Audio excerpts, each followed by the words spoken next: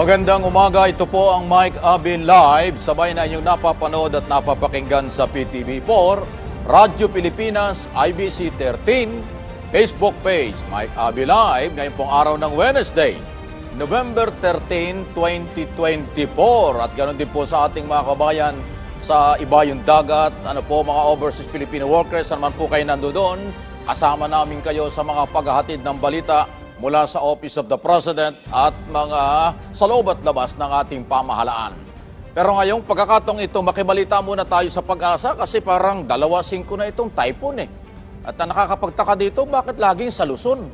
Hindi ko naman sinasabing pumunta ng Visayas, Mindanao. Kaya lang nakakapagtaka, bakit sunod-sunod ang bagyo dito sa Luzon?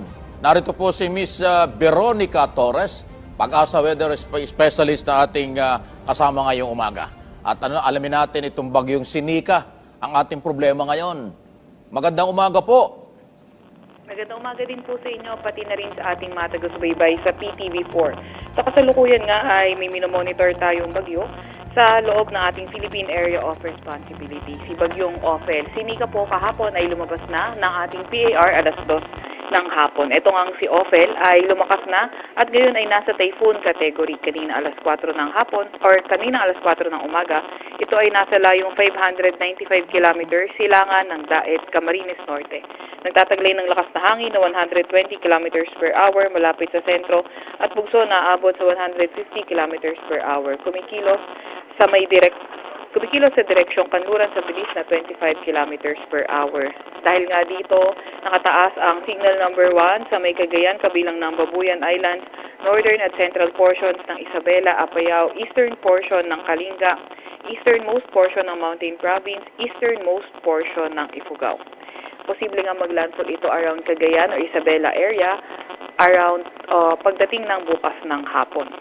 Maliban nga dito kay Ophel ay meron pa tayo isa pang namomonitor na bagyo.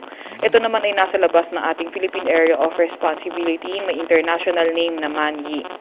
Kaninang alas 4 naman ng umaga, ito ay nasa layong 2,210 kilometers east ng Eastern Visayas.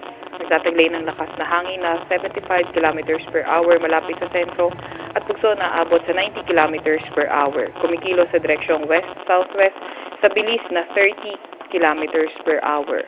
Naasahan nga natin na posible nang pumasok na ating Philippine Area of Responsibility si Manny bukas ng gabi at posibleng maglandfall sa northern or central Luzon by Sunday afternoon or evening. May mga malalakas nga rin tayo na mga paulan dahil kay Bagyong Ophel. Ngayong araw, moderate to heavy rain sa Isabela at Cagayan. Bukas naman sa Isabela at Cagayan ay intense to torrential rains, heavy to intense sa may Ilocos Norte, Apayao, Abra, Batanes, Kalinga, Mountain Province at Ifugao at moderate to heavy rains sa Aurora, Nueva Vizcaya, Benguet, Quirino at Ilocos Sur. By Friday, yung mga heavy to intense rains natin sa may Cagayan, Apayao at Ilocos Norte at moderate to heavy rains sa may Batanes, Abra at Ilocos Sur. Ito ba yung Veronica? Yes po. May tanong ko lang, ito ba yung Pipito? Ito pong si Manny, tama po kayo, kapag pumasok ito na ating PAR, bibigyan natin ito ng local name na Pepito. Pero katulad ng tanong ko kanina, ano bang lumalabas sa inyong pag-aaral? Kasi kayo ang mga specialist dyan eh. Bakit sa Luzon? Nakasunod-sunod, parang weekly na lang may typhoon sa Luzon. Anong ibig sabihin ito?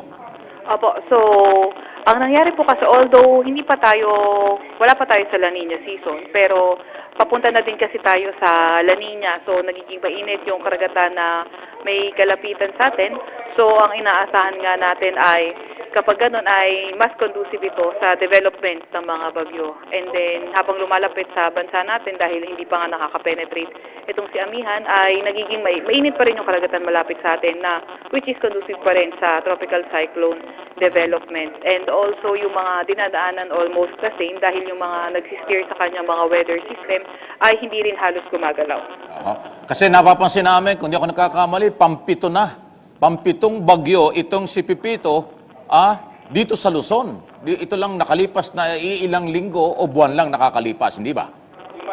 Opo, kung isasama natin si Pepito, ay pang-pito nga po ito. Ganun din. Anyway, salamat sa oras, pagkakataon at muli kami makipag-ugnayan sa mga susunod na pagkakataon para sa latest report mula sa inyo. Thank you. Salamat po. Mga kaibigan, si Veronica Torres, siya po yung tagapag-asa, weather specialist po. Ayan, no? Kaya nagtanong tayo, 7 na ang bagyo dito sa Luzon. Ayun ang sinabi niya kung bakit daw dito lagi na dumadaan. Talaga lang, ha? Sunod-sunod, oh. Kaya hindi pa nga natutuyo, hindi pa nga po nakaka-recover yung ibang mga biktima, meron na naman. Pero ingat po tayo, wala po tayong control dyan. Ang atin hong papel dito ay magbalita lang. Base sa mga forecast ng Pag-asa. Kung ano ang forecast nila, yun. Wala nang sisihan. Ang pinakamaganda rito ay tayo po yung makipag-ugnayan at sumunod sa mga policy ng local at national government kapag humikalamidad. Pahil buhay, ari-arian ang nakataya dito. Tuloy ang ating mga balita, 6 na minuto makaraan po ang alas 9 na umaga. Philippine National Police alerto na sa lahat ng regional office nito sa buong bansa sa paghahanda pa rin ng epekto na dulot nga po ng paparating na bagyo na nga po si Opel at saka Pipito. Sabi po ng PNP Public Information Office Chief Brigadier General Jean Pajardo, pinagana nila ang tinatawag na reactionary standby support force na tinatawag, RSSF. Meron palang ganon. Mula ho sa National Headquarters sa Campo Crame.